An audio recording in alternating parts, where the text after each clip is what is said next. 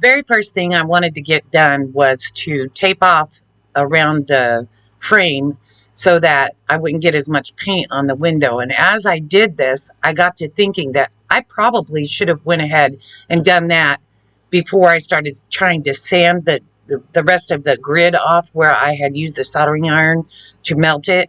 It just would have made it a little less tedious, I think, where I was trying to keep that sandpaper off the glass.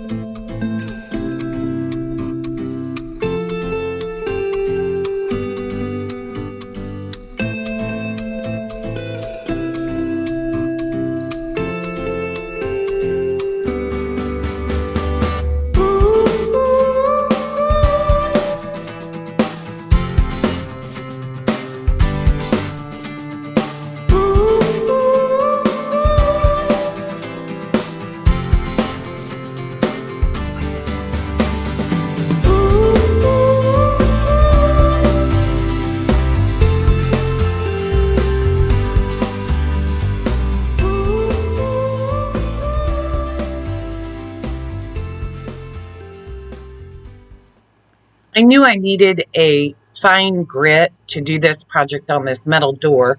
I wasn't really out to try to sand it all the way back down to the metal. I'm just trying to scratch it up so that the paint will stick to it. I went to several stores to try to find the 320 grit sandpaper that matched my palm sander, the triangle shape, and I could not find any anywhere. So I had to improvise, and this is how I did it. First, I took and traced out around one of the old sandpaper pads, and then I cut it out just so that it would be the exact shape of my palm sander. My particular palm sander has a Velcro system. That's how the sandpaper attaches to the actual tool. And I noticed while I was in the store that they really didn't have any Velcro that I thought would work. And noticed these things. They are called command strips. I don't know what, that's the name brand, but I don't know what they are actually called. The place that you actually attach these pads to is the rough part of the Velcro. And so these little pieces that I put on there actually interlocked with that on the back of my sander. So it worked out really, really well, and it's holding up really good. I think in the future, I'm just going to go with this because it's cheaper anyway.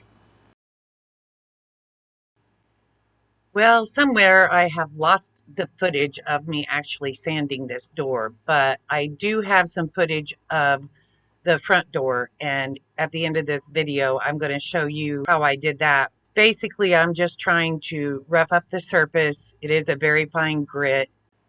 And there were a few rust spots that had to be sanded a little extra.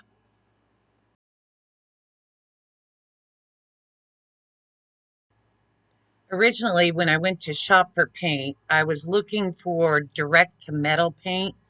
And the only kinds of direct to metal paint that they had at the store was an oil-based paint, and it was in quart sizes. I wanted to get a little bit more paint since I'm going to be doing both of these doors.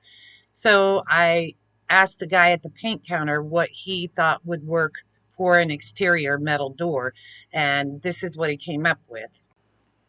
This is a paint by Sherwin-Williams called Weather Shield. It is water-based, so it's easy cleanup. It's spread magnificently. It has the primer in it. It's also algae resistant, mildew resistant, so I'm pretty excited. I think this is going to last for quite a while. As I was doing research on how to paint a metal door, one of the big things that they recommended is to paint all of your trim and any grooves that might be in the door first. And to do this, you're going to want to use a paintbrush.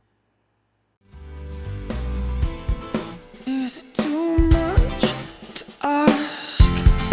Is it too much to wonder? I'll be here waiting. I'll be here waiting, waiting. Ooh.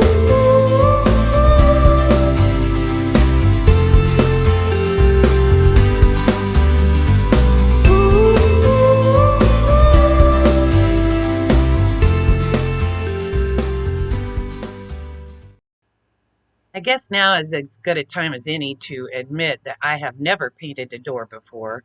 I've always tried to stay away from painting because I tried it once whenever I was younger and it was a total disaster. But I didn't have guidance from YouTube back then. One thing that I have found out is that they've come a long, long ways in creating paint rollers. These days, when you go to the paint section, you have specific brushes, specific paint, specific rollers, and it says right on there exactly what it's for.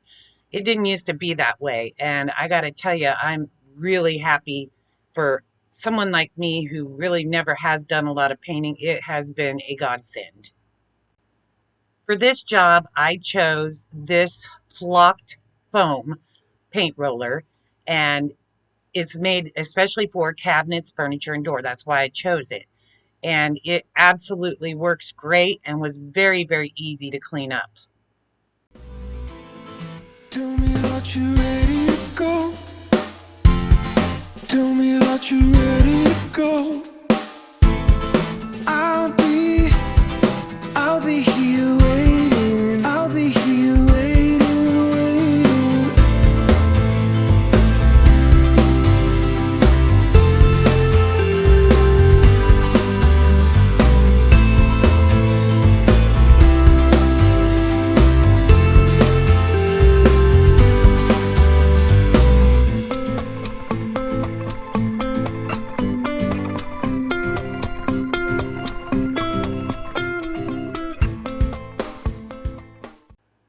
And here it is before, and here it is after, already installed. So much better. Okay, now that that door is finished, I got one more to go. I'm going to leave you with the rest of the video showing you how I sanded that door down. If you enjoyed this video, don't forget to like and subscribe to my channel. As we go along, I'll be updating you on the progress of our cabin build. Until next time, love and peace to everyone.